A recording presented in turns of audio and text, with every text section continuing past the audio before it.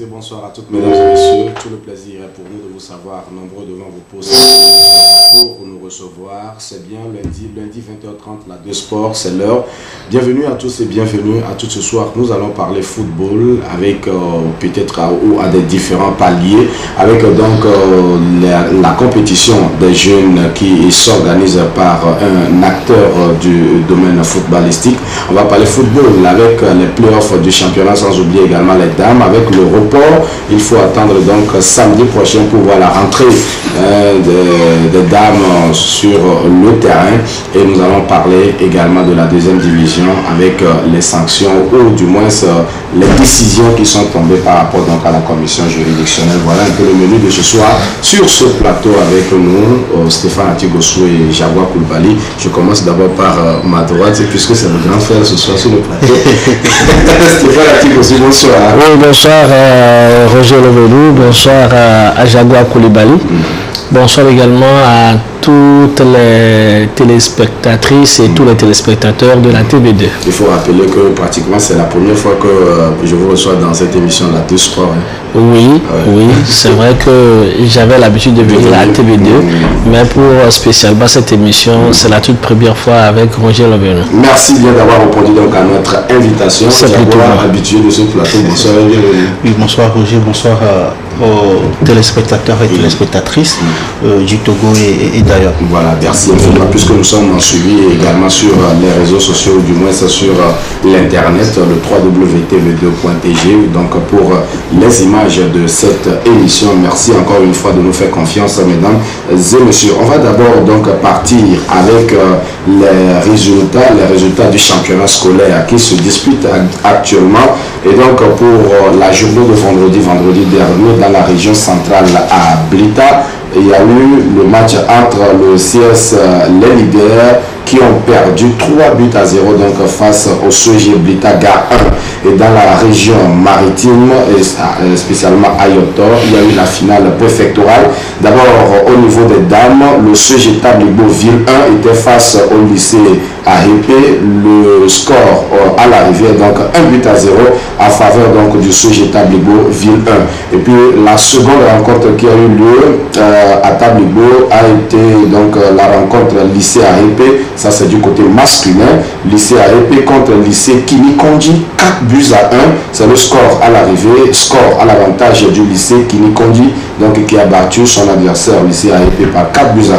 Au Bakono, nous parlons donc de la finale préfectorale également qui a été jouée entre lycée à Titogon et le lycée et le CG à Fania Ville 2.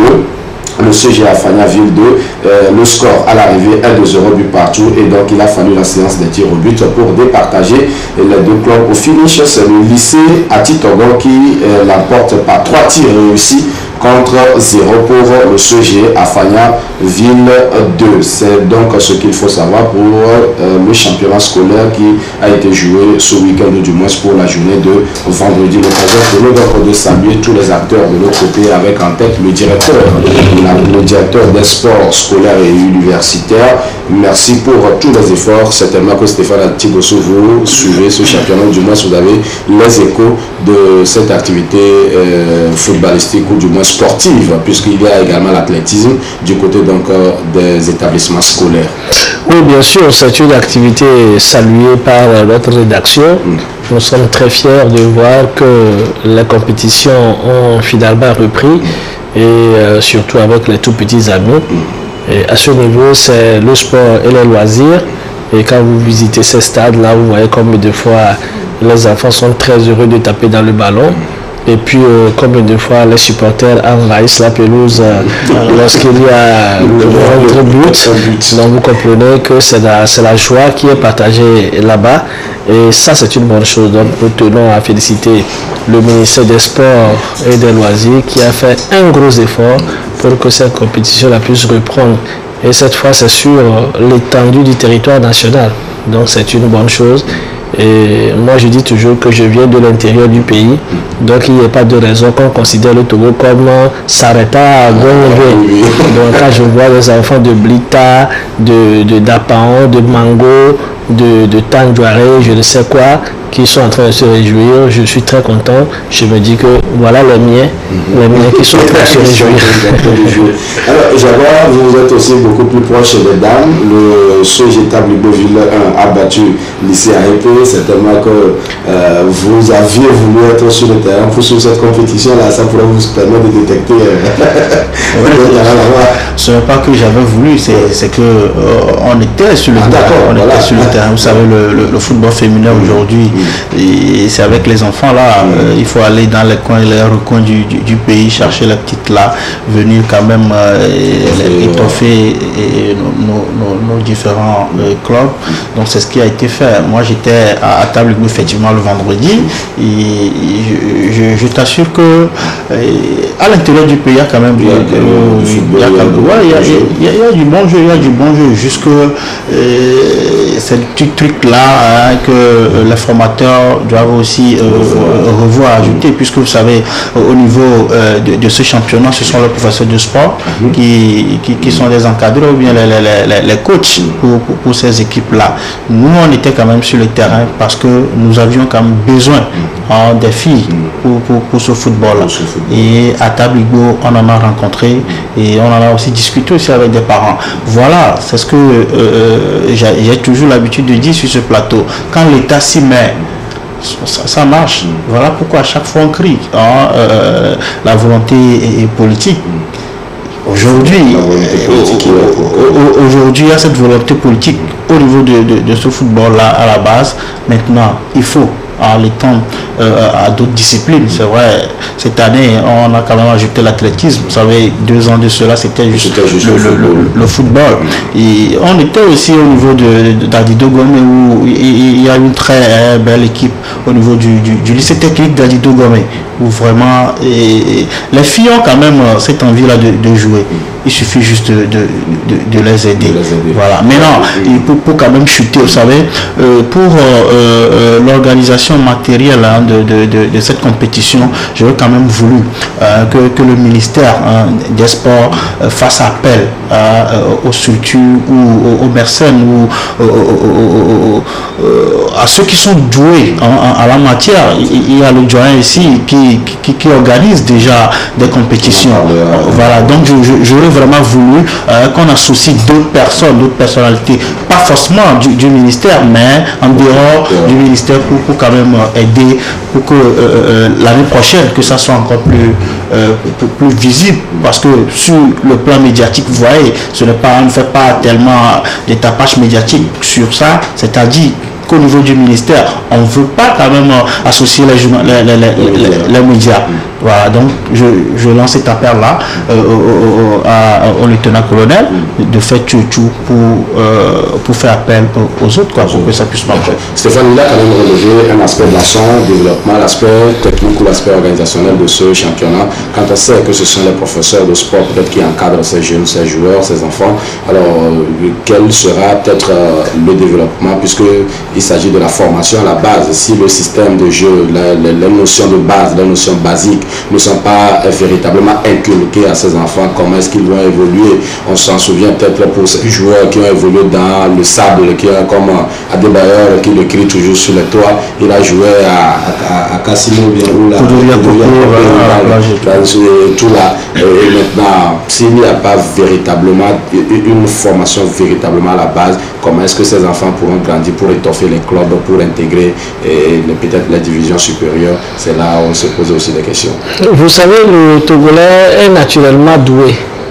Ce que les Blancs font chez eux, ce que les autres pays font chez eux, avant d'avoir de ces résultats que nous voyons, le Togolais ne fait même pas le tiers ni le quart, mais quand on se rencontre en compétition continentale, regardez combien de fois on les dérange, regardez combien de fois on les gagne. Donc vous comprenez, ça peut dire que le Togolais est naturellement doué, nous avons le talent, il suffit d'une petite formation, d'une petite prise en charge pour que ça puisse marcher. Donc nous encourageons les autorités, tous ceux qui sont déjà en train de mettre en place cette structure, nous les encourageons à continuer. Les professeurs du sport ont déjà un petit bagage. Il suffit de leur ajouter quelque chose, puisque ces professeurs de sport, certains ont fait le basket, d'autres ont fait le handball et tout. Mais comme il s'agit du football, donc il faut leur donner le b.a.-ba, quelques petits recyclages Et puis bon, voilà. Et quand il y a des formations au niveau de la licence C, B et A, et qu'on permette quand même au projet de sport aussi d'y participer. Et la dernière fois, c'est la Ligue de Lobo Golf qui a invité un expert allemand qui est venu former les entraîneurs de Lomé à propos donc de la formation à la base. Et je me souviens pour avoir assisté à un de leurs cours que le Branla disait que former les jeunes de 12 ans n'a rien à voir avec la tactique, ni la stratégie, ni rien, mais c'est faire plaisir aux jeunes. Donc le jeune qui vient à 12 ans, lui, veut taper dans le ballon. Ça veut dire que c'est carrément différent. Oui. C'est carrément différent. Donc nous souhaitons que cette coopération avec les pays du Nord permettent quand même de pouvoir former nos entraîneurs et nos professeurs de sport ici, et ça va donner quelque chose. Maintenant, quand il y a des sélections qui ont été faites, que les jeunes qui ont été sélectionnés puissent vraiment être entretenus, remis dans de bonnes mains, afin que les académies, les clubs puissent en bénéficier. Donc c'est très important. Depuis bonne lurette, on a fait donc de ces formations, on a fait de ces championnats, mais les enfants sont restés après toi à la maison, ça n'a abouti à rien. Donc du coup, nous demandons que cette fois-ci, même si cela n'est pas fait cette année, que cela soit mis en programme, comme l'a si bien dit mon cher ami, pour que les prochaines fois on puisse quand même capitaliser tout ce qui sera sorti dans cette compétition. Merci bien. Donc voilà ce qu'on peut dire à propos donc de ce championnat scolaire. On aura certainement l'occasion de revenir puisque il y a donc la phase préfectorale, la phase régionale et la phase nationale. C'est bien structuré donc du bas vers le haut. On s'intéressera donc aux prochains résultats ou aux prochaines rencontres qui auront lieu dans les jours à venir. Et donc Jaguar, tu vas toujours garder le souffle en attendant de revenir et parler des dames. Nous allons écouter encore Stéphane Atigossou puisque là vous avez une compétition que vous organisez, puisque nous parlons de jeunes, et c'est bien de cela qu'il s'agit donc dans votre organisation, vous nous en parlez dans cette émission.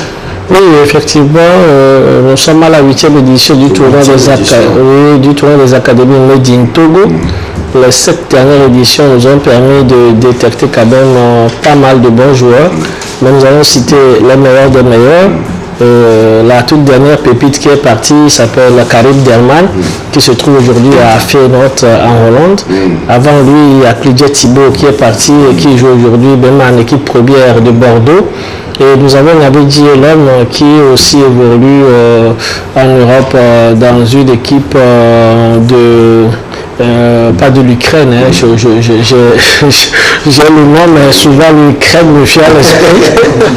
Je ne sais pas pourquoi. Donc, ça vous dit quand même que ce tournoi a permis de détecter quand même de bons joueurs. Et nous sommes à la 8e édition. Elle va démarrer le samedi prochain, le 19 mars, au stade d'Agonévé, si tout va bien. Et ça va regrouper pour la première fois 20 académies. 20 académies. Oui, alors que pour les autres éditions, on avait 16 au maximum. Ça veut dire combien de fois le Covid a fait en sorte que les jeunes ont eu envie de jouer. On pouvait faire jusqu'à 32, mais ça devait être très lourd pour nous, donc on a dû arrêter à 20. Et nous allons jouer à l'élimination aller-retour et puis continuer avec les quarts de finale, demi-finale et les finales. Voilà, voilà un peu une autre initiative qui vient peut-être à point nommé par rapport donc à ces jeunes-là dont nous parlions dans un instant. Oui, vous savez, Stéphane Atigossou, je l'avais quand même cité dans mon développement concernant le football à la base. Il est déjà à la 8e édition de cette compétition et je suis un peu écœuré qu'ils me disent aujourd'hui que si tout va bien, parce que nous sommes à 5 jours du début de cette compétition-là. Ça montre que ça démarre effectivement. Ça montre combien de fois c'est difficile d'organiser une compétition. Et si nous avons des personnes, des personnalités comme ça qui le font jusqu'à la 8e édition, je crois qu'il est temps que les sponsors affluent derrière cette personne-là. Il est temps que la Fédération togolaise de football prenne à bras le corps ce projet. Vous comprenez? Parce qu'aujourd'hui, on peine à organiser le championnat des jeunes. C'est vrai, tout récemment, j'ai eu à écouter le directeur des compétitions nationales et RTT International, sur une radio sœur, qui a décliné un projet de football des jeunes. Et moi, à la sortie, j'ai dit que ça, je ne suis pas sûr qu'ils peuvent quand même l'organiser. Oui. Maintenant, s'il y a des gens qui le font déjà, je crois qu'il faut quand même s'approcher de ces personnes-là, les aider d'abord pour la relecture de leur projet et voir comment les pousser, les aider. Vous avez quelqu'un comme Stéphane Atigossou, peut-être dans la région maritime. On l'aide à étendre son projet sur toute la région maritime. On trouve aussi quelqu'un, ou bien une structure dans la région des plateaux centrales et tout. Et maintenant, les vainqueurs, ou bien voilà, peut-être les 3 premiers de cette compétition-là, peut-être que la Fédération togolaise de football, en aidant ces mécènes-là, peuvent quand même récupérer les vainqueurs, les 3 premiers et organiser peut-être un mini-championnat pour des jeux. Aujourd'hui, peut-être, on peut dire à Stéphane Atigossou, nous t'aidons à organiser, peut-être sur le plan national, la U15. Parce qu'il a quand même l'expertise là. Vous comprenez. Moi, c'est de cette façon, moi, je vois les choses. C'est vrai. Je ne suis pas aux affaires. Je ne suis pas aux affaires, mais tout ce que moi je peux dire, il y a déjà des structures qui font au boulot sur le terrain. On peut s'appuyer sur et mieux avancer. Voilà, Stéphane, Jaguar qui essaie d'apporter un peu d'eau à votre moulin. On voudrait savoir quelle est la collaboration entre votre initiative et l'instance ou la fêtière. Comment ça se passe de l'autre côté? Bien, merci beaucoup. Merci à Jaguar pour avoir lancé ce cri de cœur pour que les sponsors puissent nous venir en aide. Effectivement, notre projet a été bien accueilli par la Fédération togolaise de football, notamment par son président, qui était même là lors de la cérémonie de lancement le 30 mars dernier. Le 30 février, le 28 février plutôt, puisque février, enfin pas 30, 28 février dernier, à la Fédération togolaise de football. Et le président nous a personnellement soutenu en nous donnant des ballons, des trophées, des maillots, pour qu'on puisse bien réussir l'événement. Donc c'est dire quand même que la fédération est porteur de notre projet. Maintenant, c'est vrai, ça ne suffit pas. Nous cherchons à gauche et à droite pour voir comment on peut combler le vide qui reste. Vous savez, il faut être volontaire pour réaliser ceci. Il y a quelqu'un qui m'a dit qu'au cours d'une réunion du bureau exécutif de la fédération, ils se sont demandé comment Stéphane, qui n'a pas d'argent, lui, il arrive à organiser des tournois de jeux chaque année et que la fêtière, on n'arrive pas à le faire. Alors donc, il faut l'approcher pour comprendre son secret. Effectivement, on n'a pas d'argent, on n'a pas beaucoup pour le faire. Moi, j'ai été inspiré par un Ivoirien qui portait un projet dénommé projet Issa Yatou. Mais le monsieur avait quand même du magot venant de Issa Yatou.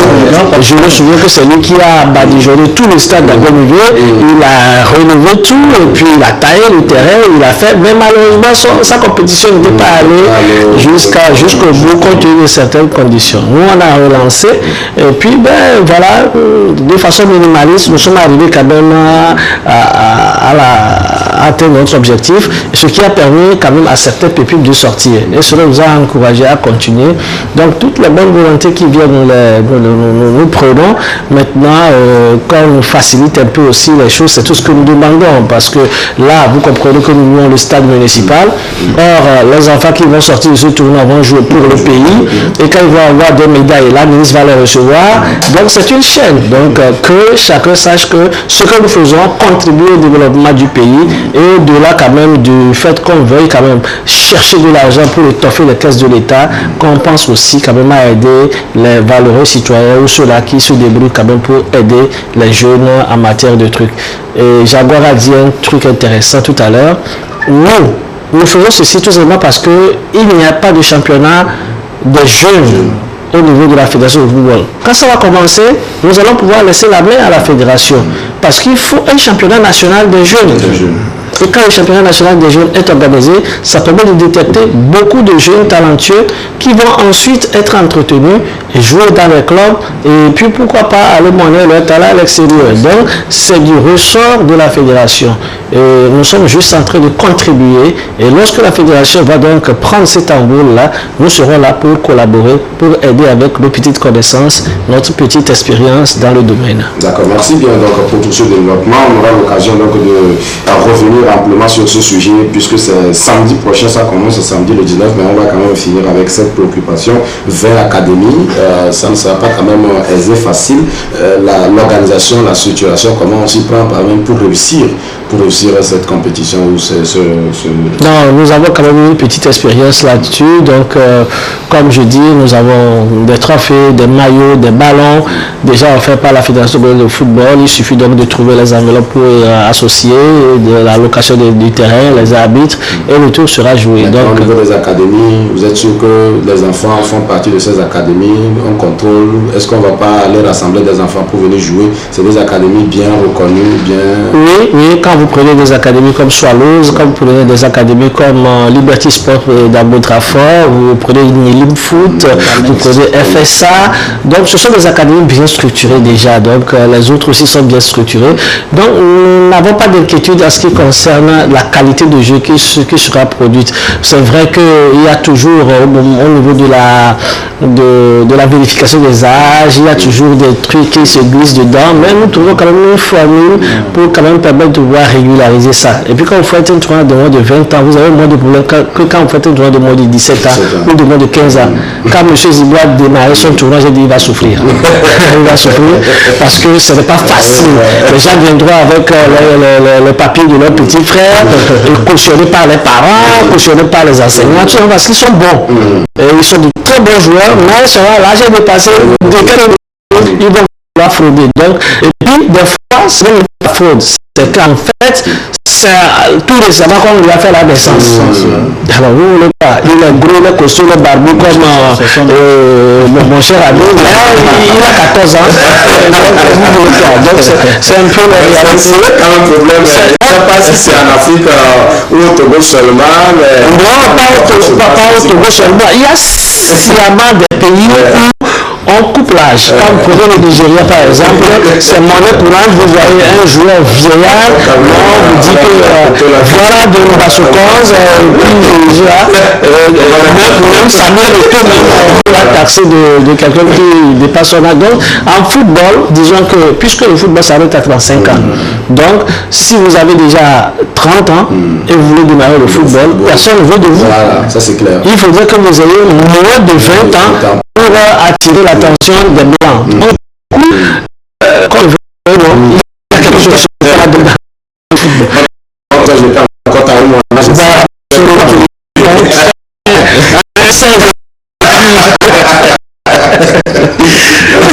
Voilà pourquoi on a voulu interpeller parce que pour comprendre comment sa maman est décédée avant sa naissance. Voilà, justement, donc, qui vient d'expliquer. Ça fait un peu rire, mais c'est la réalité du football, ce qui va nous permettre de bouger donc sur cette affaire de Connect FIFA, puisque c'est de ça qu'il s'agit pour permettre donc d'âme de pour l'événement que vous organisez. On aura l'occasion d'y revenir. Surtout, c'est tout à côté de nous ici à Brest. On va avoir une loupe sur l'événement et donc éclairer l'antenne de nos téléspectateurs et téléspectatrices. Alors Jaguar, on vient donc à vous maintenant. De reprendre c'était le 11 décembre, n'est-ce pas? Et finalement, c'est parti pour le 12 mars. 12 mars, on est parti au 19 mars. Comment faut-il pour le 19 mars? Espérons. Jaguar, peut-être que vous allez à la canne et vous voyez un peu plus la fumée sortir pour le démarrage du football féminin. C'est difficile aujourd'hui de se prononcer sur le démarrage effectif de ce championnat. Vous savez, nous-mêmes, les premiers acteurs de ce football-là, nous sommes dans un flou de report en report. C'est vrai, vu le communiqué de la Fédération de football, la fédération et l'autre, elle se dit déjà prête. Mais non, c'est au niveau aussi des clubs. Au niveau des clubs. Tout à l'heure, avant de rentrer en studio, j'étais en communication avec un doyen du football féminin qui m'a dit qu'ils ont pu enrôler 17 joueuses. Et je me suis vraiment posé des questions. Vous savez, tout à l'heure, on parlait des âges et Stéphane parlait de l'acte de naissance. Et peut-être, vous savez, au Togo, si tu n'as pas le bac, les parents ne réfléchissent même pas à te faire la nationalité. Et ça nous rattrape, ça nous rattrape. Et c'est ça qui nous rattrape aujourd'hui dans ce football féminin. Mais vous savez, il y avait eu la saison dernière, vous savez, on avait reporté la finale. Et parce que Amis du Monde avait porté des réserves sur certaines joueuses d'athlètes qui ont regagné le pays à 3 journées de la fin de la compétition, elle finissait à peine le championnat au Bénin. Et j'étais de la délégation qui était allée au niveau de la commission de discipline, et tout ce qui a été dit le jour-là, je me rappelle, j'ai dit au président de cette commission que notre requête-là ne vient pas forcément pour avoir gain de cause, mais pour mieux préparer la saison à venir. Parce que on nous a dit devant cette commission, le président nous a dit que nous n'avons pas joué avec le système Connect FIFA. Et on s'est dit, si cette année il n'y aura plus Connect FIFA, nous personnellement, qu'est-ce que nous allons chercher là-bas? Parce que nous n'allons pas jouer un championnat et à la fin du championnat, des gens qui optent pour le mercenariat, qui font venir des joueuses de l'autre côté de la frontière pour venir gagner et repartir. Nous, c'est ce que nous avons demandé à cette commission-là. Et aujourd'hui, nous en sommes un peu fiers parce que pour ce professionnalisme dont on veut quand même en venir, il faudrait qu'on pose les jalons aujourd'hui.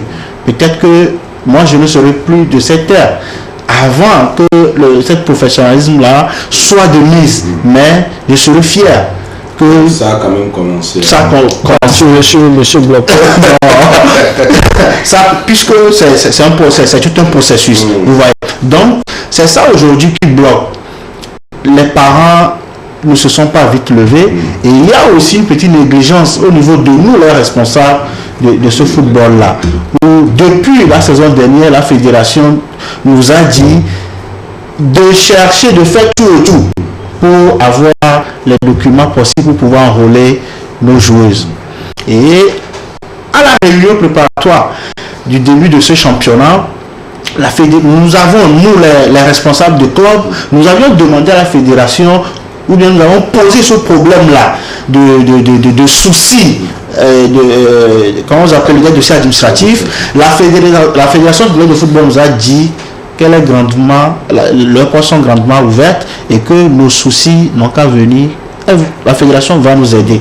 Tiens-toi bien, nous ne sommes pas allés.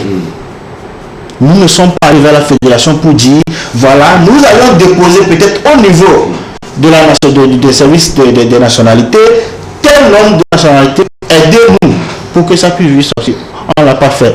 Il y a eu un communiqué, ça c'est entre nous sur nos plateformes, où la fédération nous a encore rappelé à un moment donné que lors de notre réunion, c'est ce qui a été dit, mais jusqu'aujourd'hui, il n'y a que ce club-là qui a émis le besoin.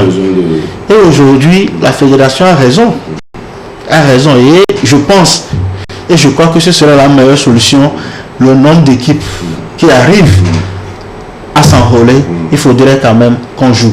Écoutez, nous sommes à la veille d'une CAN, la toute première d'ailleurs, où c'est vrai, Stéphane a dit quelque chose, que tout ce que les autres pays font pour pouvoir réussir, nous on ne le fait pas. Ça ne serait pas toujours comme ça. Et quand on veut aussi chuter, c'est lamentablement qu'on le fait. Donc je pense qu'il faut aller très vite pour mettre en jambe ces filles-là afin qu'elles puissent représenter le monde. Vous avez déjà enrôlé toutes vos joueuses? Vous savez, Amis du Monde a cette chance-là parce que nous avons goûté à une coupe continentale. Et ça nous a permis, avant d'aller sur le continent, de jouer avec ce système Connect FIFA, d'enrôler les filles. Et donc, nous, à notre niveau, il n'y a pas de souci. Il y a de souci. D'accord. Stéphane, voilà un peu la situation. Quand on s'introduit un peu dans ces arcanes-là, on comprend que c'est vraiment compliqué avec des clubs peut-être qui ont enrôlé 11 filles, 6. On se demande comment ça va se passer. Est-ce que le championnat féminin va véritablement démarrer le 19? Je pense que les responsables qui ont voulu qu'on joue avec les papiers cette année n'ont pas fait un travail en amont pour savoir si les jeunes filles, la majorité ont des papiers. C'est ça, c'est le travail qui n'a pas été fait. On a cru faire comme au niveau des hommes. Or, les réalités sont différentes. Elles sont très différentes. Donc, je pense que ce n'est pas mauvais de faire en sorte qu'on joue avec le système Connect FIFA. Mais maintenant, j'ai dit en début d'émission que moi je viens de l'intérieur du pays. Les réalités sont très différentes. Nos sœurs à l'intérieur du pays n'ont pas de papiers. Beaucoup n'ont pas. Vous voyez des fois sur les médias, on entend que Noël de Pouken a donné 3 000 pièces de naissance aux gens. Tu te demandes, mais eux, ils étaient où? On les a mis au monde à l'hôpital quand même. Mais comment les gens de l'État aussi vient de le faire. Voilà, donc ça voudrait dire qu'il y a ce problème-là. Maintenant, le service de nationalité, jusqu'à tout dernièrement, se trouve seulement à l'ONU. Pour faire la nationalité, il faut ramasser ses papiers, quitter Dapao, venir siéger, rester devant là-bas, dormir là-bas, faire des trucs avant de... C'est tout dernièrement qu'on a délocalisé. Donc, c'est pas facile de faire des papiers jusqu'à avoir une carte d'identité nationale, c'est un problème. Or, sans carte d'identité nationale, on ne peut pas être enrôlé dans le système FIFA. Donc, c'est extrêmement compliqué et c'était à la fédération de prendre le pouls de la situation avant d'exiger que le championnat soit joué. Sinon, les jeunes filles sont là, elles s'entraînent bien, mais maintenant, elles n'ont pas de papier pour pouvoir rentrer dans le système Connect FIFA. J'espère que d'ici là, il y aura soit des dérogations, parce que quand quelqu'un a déjà quand même mis son dossier dans le circuit, si avec les copies de trucs là, on peut permettre qu'on puisse jouer, je crois que cela peut pallier un peu à la situation afin que le championnat démarre. Sinon, ce championnat ne démarrera peut-être jamais. Or, on a besoin de ça pour pouvoir chercher d'autres filles pour étoffer l'équipe nationale qui va se diriger dans un temps record vers la Coupe d'Afrique des Nations. Voilà, aujourd'hui on dit athlète du monde, athlète, je ne sais pas quel club autre, j'ai vu au moins 4 noms là-bas, alors que on parlait d'un championnat à 16. Alors, si véritablement on n'arrive pas à trouver le nombre requis pour démarrer le championnat, ça veut dire que vous serez encore laissé pour compte pour le... Non, on va jouer sans papier, c'est tout. Vous allez accepter une sans papier, puisque c'est votre doléance que vous avez posée depuis des années. Comme Stéphane l'a dit tout à l'heure, peut-être qu'on trouvera le juste milieu pour quand même permettre pour que le ballon puisse rouler aussi au niveau des dames. D'accord.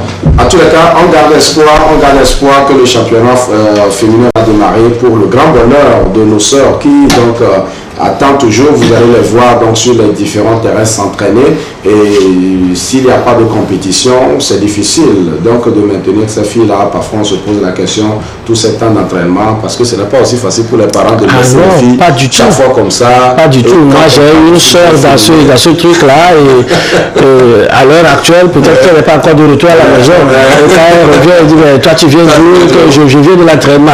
Mais il n'y a pas de terrain électrifié, donc c'est la question que je pose. On a dit non, quand on a fini, on est assis ici, on nous a dit de faire ci, on nous a dit de faire ça, difficile de vérifier tout ça, nous sommes obligés d'accepter. On peut servir le Seigneur. On peut servir le Seigneur. Vraiment. Et là également, nous avons profité de saluer les dames qui ont pu décrocher cette qualification historique donc pour le Togo. Nous en avons parlé énormément dans cette émission, mais permettez quand même qu'on puisse se souffler avec l'interview de notre consoeur, l'ami Rafia Djedré, qui se trouve être le média officiel donc de cette équipe nationale féminine. On va l'écouter, qui se prononce bien évidemment sur la qualif et bien évidemment le championnat féminin. Le temps pour nous de souffler un peu et aborder le championnat masculin.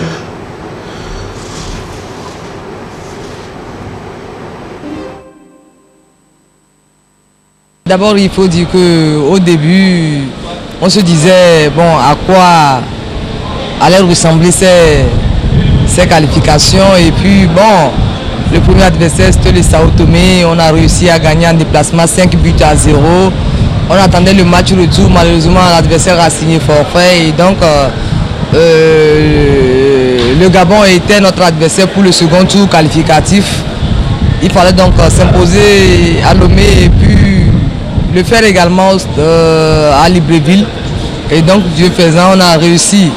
Même si c'était difficile d'abord à l'aller au stade de Kégué, on a réussi à mettre le paquet, à corriger beaucoup de choses avant le match retour.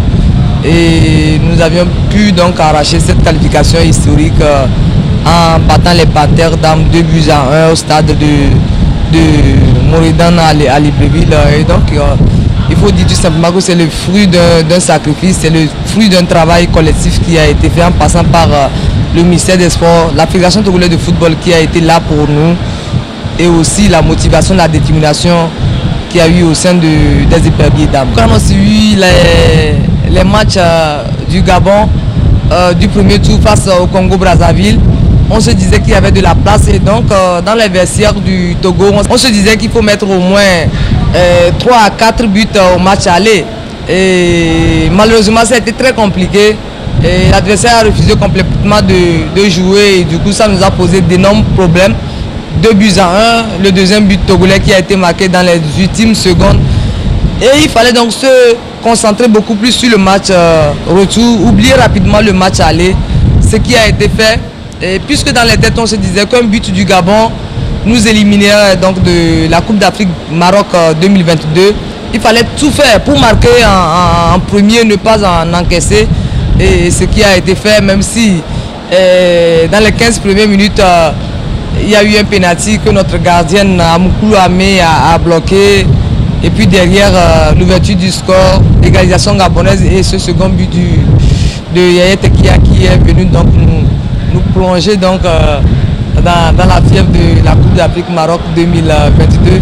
Il faut dire tout simplement que ça a été historique et ceci grâce aux milliers de Togolais qui étaient donc au Gabon parce qu'ils étaient nombreux à venir nous saluer à l'hôtel, même si au stade tout le monde ne pouvait pas faire le déplacement.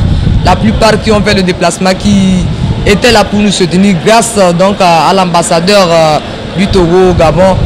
On se dit tout simplement qu'on était tout simplement fiers parce que derrière on sentait qu'il y avait le public sportif togolais.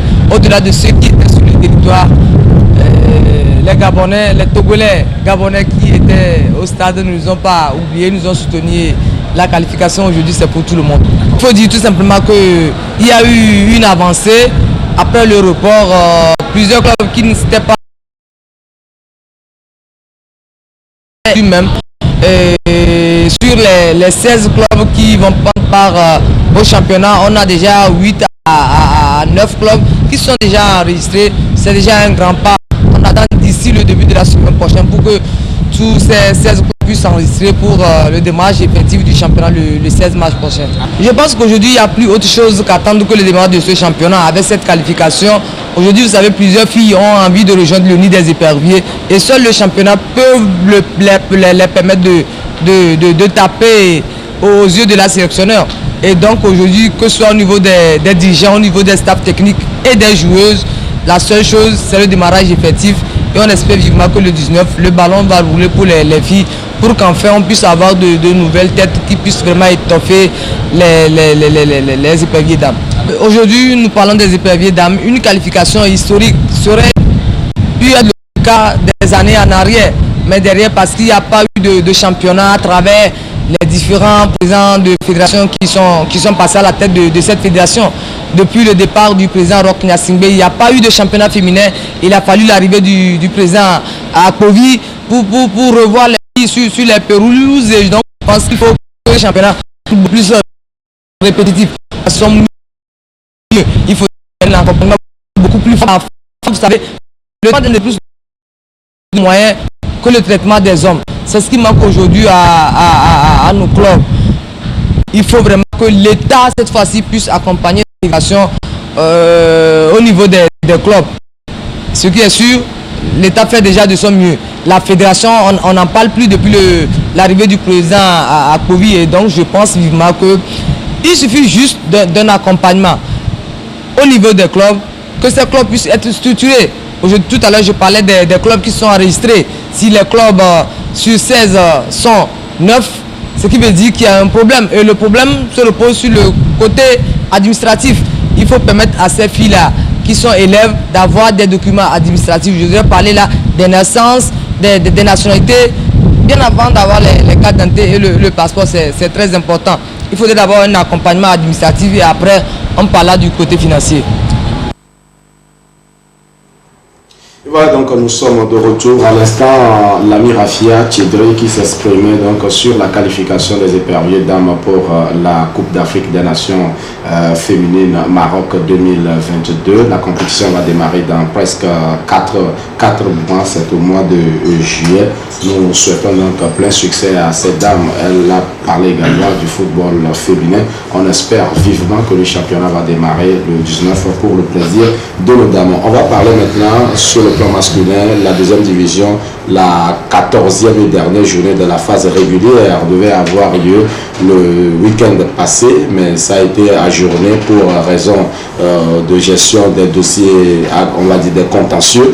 Alors la première décision qui est sortie, c'est entre Arabia et Espoir de Zion. On parle d'un joueur qui a écopé de 3 cartons jaunes au cours de 3 matchs, et donc le 4e match il devait pas jouer, mais le secrétariat ou le staff dit n'avoir pas noté, n'avoir pas remarqué cela, et on a fait jouer le joueur aujourd'hui, ce qui coûte la sanction au club. Comment vous avez trouvé cette situation?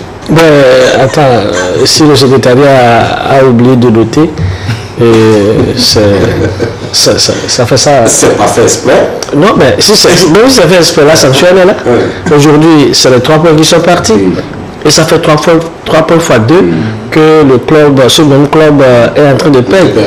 Je dis qu'en début de championnat, on a formé tout le monde à la fédération, sauf les journalistes. Nous essayons de faire bien notre travail quand même.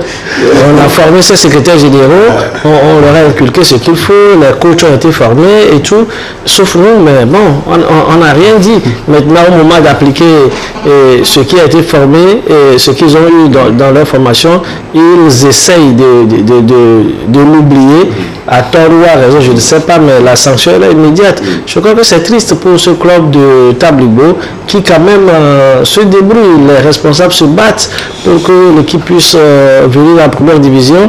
Mais de ces sanctions-là, c'est dommage. L'année passée, le club a été éliminé comme ça. Et moi, j'avais un peu la mort dans l'âme pour eux. Et je croyais que cette année, ils vont trouver les ressources nécessaires pour rebondir. Mais malheureusement, ce sont donc ces sanctions qui viennent sur tapis vert Maranatha qui prend 3 points. Et cette fois-ci, ils perdent encore 3 points dû à des erreurs administratives. Je crois que c'est assez grave. La fédération doit revoir ces choses-là. Parce que, bon, au final, c'est l'image de notre compétition même qui est en jeu.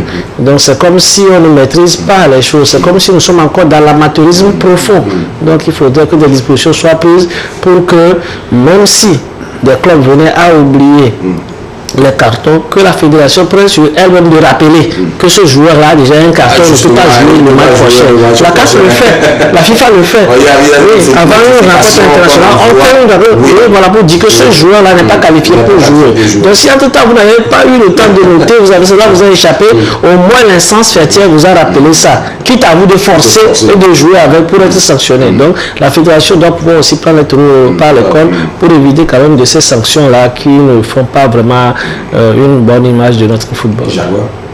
Je pense que Stéphane a tout dit. Que moi je vais juste compléter un comportement d'habits froissés, réaction de fer à repasser. Je pense que la commission n'a pas tardé et personne ne criera scandale.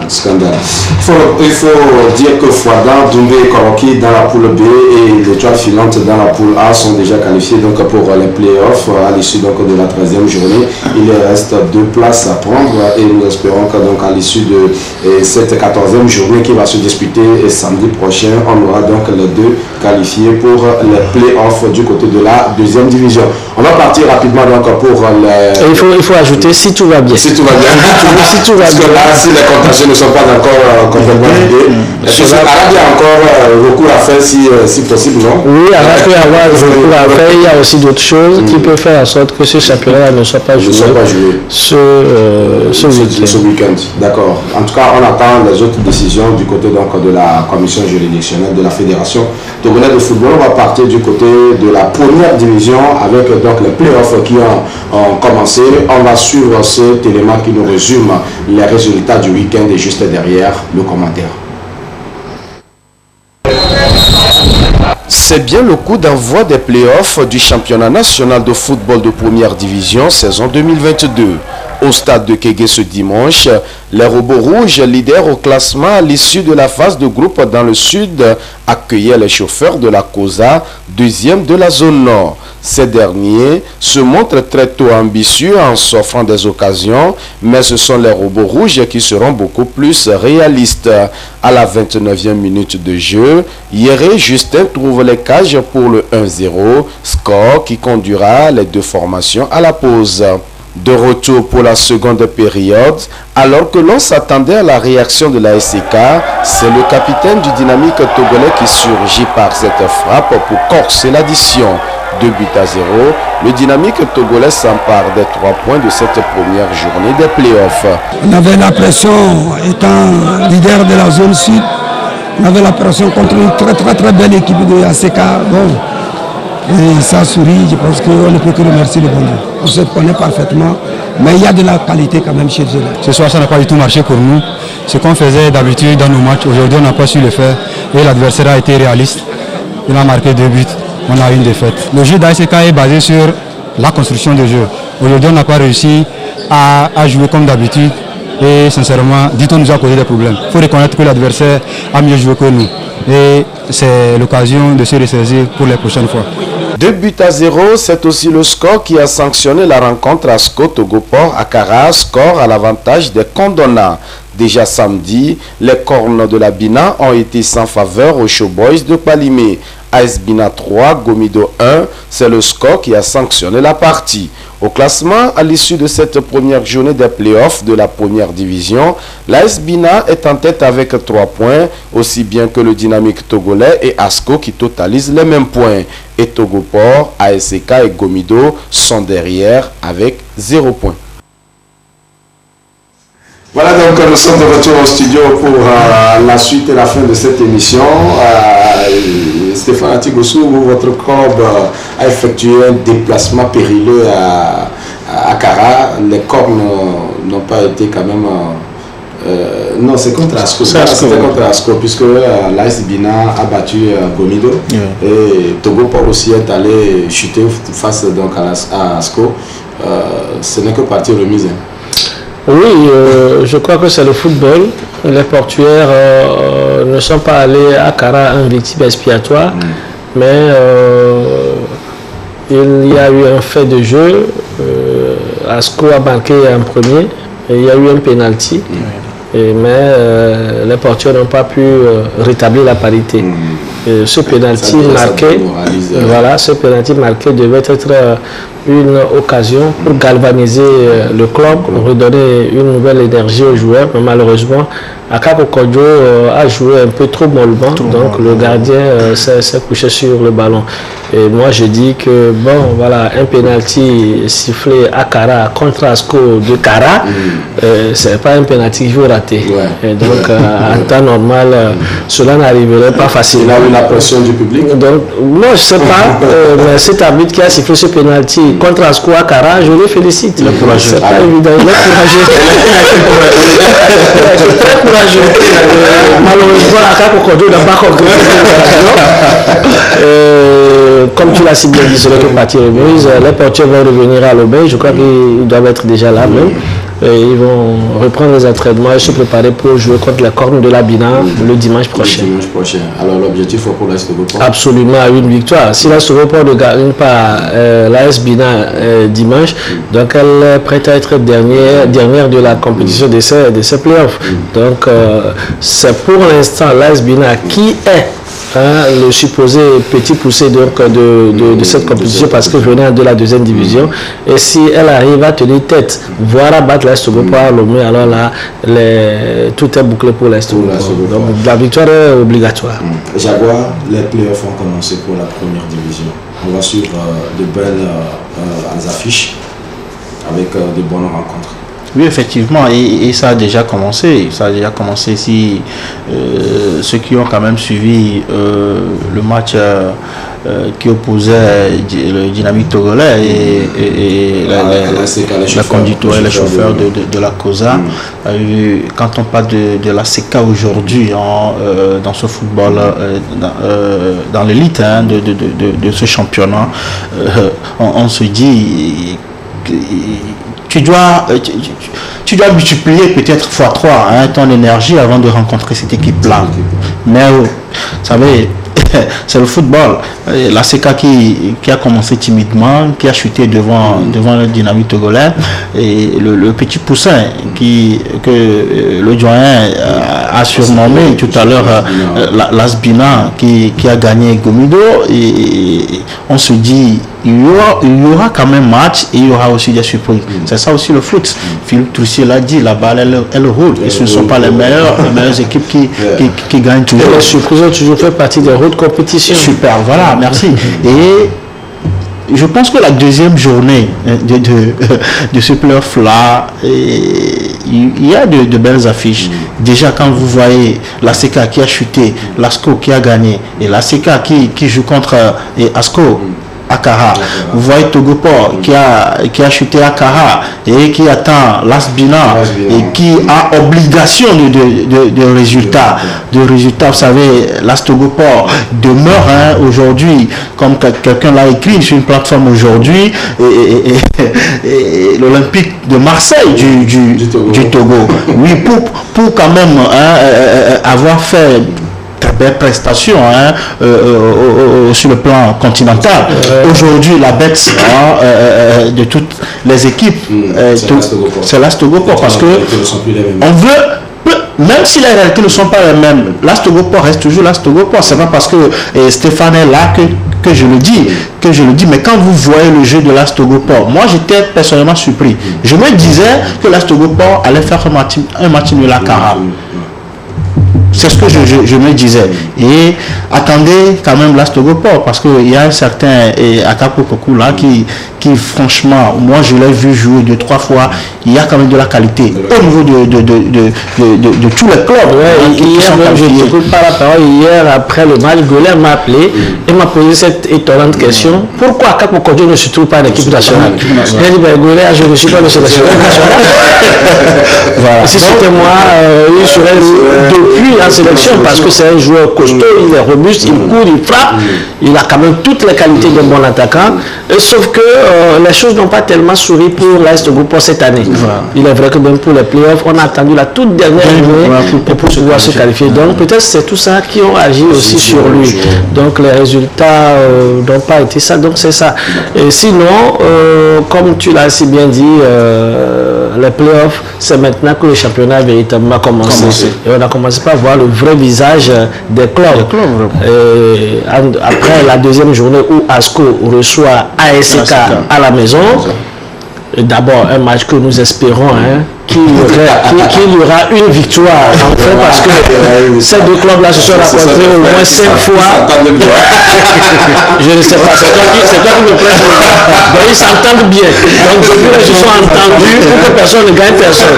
Si c'est ça, alors là, j'espère que le week-end prochain, si ASCO ne gagne pas, ce sera ASK qui doit gagner. Voilà. Donc ça, c'est ça. En dehors de ça, Gomido, les dirigeants, j'ai touché certaines personnes après la défaite, ils ont reconnu que Gomido avait vraiment perdu. Face au camp de la Bina, Gomido avait dominé la première période, mais n'avait pu marquer qu'un seul but. En deuxième période, l'équipe de AS Bina est revenue et les a pressés et a pu réaliser donc des exploits marquant toutes les occasions qui se sont prêtées. Donc Gomido dit qu'elle n'a plus le droit à l'erreur à la maison, elle doit forcément gagner pour se ce dimanche-là à la maison. Et d'ores et déjà, les dispositions sont en train d'être prises pour que cette équipe gagne. Et comme je l'ai dit tout à l'heure, l'AS Togopo aussi n'a pas droit à l'erreur pour la deuxième journée.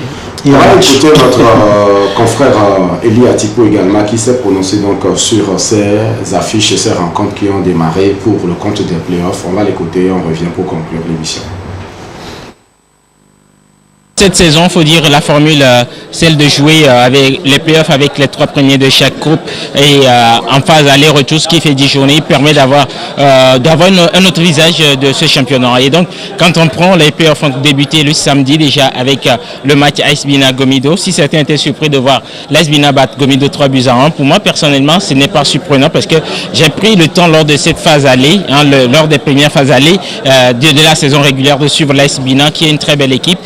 Qui n'a peut-être pas de profondeur de banc, mais qui a des joueurs qui vont très vite, au contraire de Gomido, qui essaie de procéder par de petites passes. Et donc, je pense que Gomido est totalement dans le panneau, dans le jeu de l'AS Bina. Avec l'AS Bina, quand vous voulez développer ce jeu, que vous laissez les espaces derrière, c'est que ça vous tue rapidement. Et ça, c'était la statique mise en place depuis le début de la saison par Wadja Lantam. Et là, aujourd'hui, sur le terrain au stade de Kégué, c'est le Dynamique togolais qui a mis la barre très haute. Il faut reconnaître, si d'aucuns ont pensé que l'ASK était une équipe joueuse, ils se sont trompés parce que le Dynamique togolais était une équipe joueuse également avec Bawa Bako. Cette saison, c'est une équipe qui est transcendée, une équipe avec de jeunes joueurs qui ne sont pas très connus mais qui ont envie de démontrer quelque chose. Et sur ce match, vous regardez les 7 premières minutes, c'est l'ASK qui a voulu imprimer son rythme, mais du côté du Dynamique togolais, on s'est concentré, on a découvert qu'il fallait simplement fermer les côtés. C'est la tactique en fait. Ils ont fermé les couloirs pour les joueurs de l'ASK et vous allez constater que vous n'allez même pas avoir un seul centre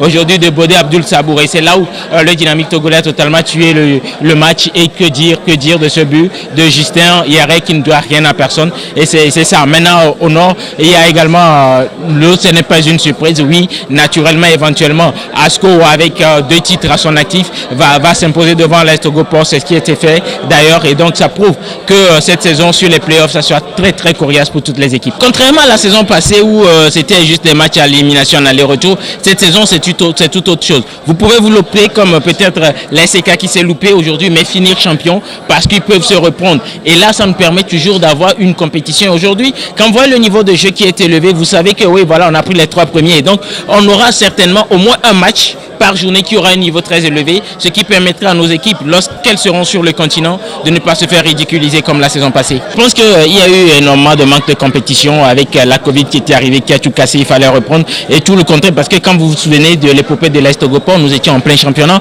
lorsque l'AS Togopo était arrivé à faire cet exploit. Et donc je crois que si on arrive à maintenir notre niveau, comme on est en train de le voir cette saison, on pourrait espérer avoir 2 équipes sur le continent qui puissent nous amener au moins soit en phase de poule de la Ligue des Champions, soit en phase de poule de la Coupe africaine des champions.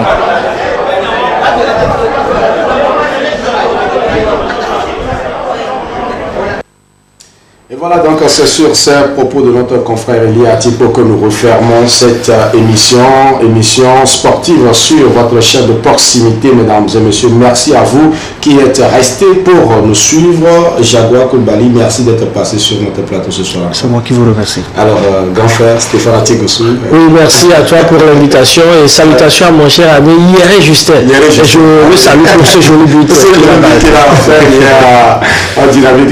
Merci beaucoup à Mohamed Takaya donc derrière la caméra, et Loïc Kao a assuré la coordination et puis Quentin Bidola était de l'autre côté des touches électroniques. Merci à Mouzou Mensa pour la prise des images.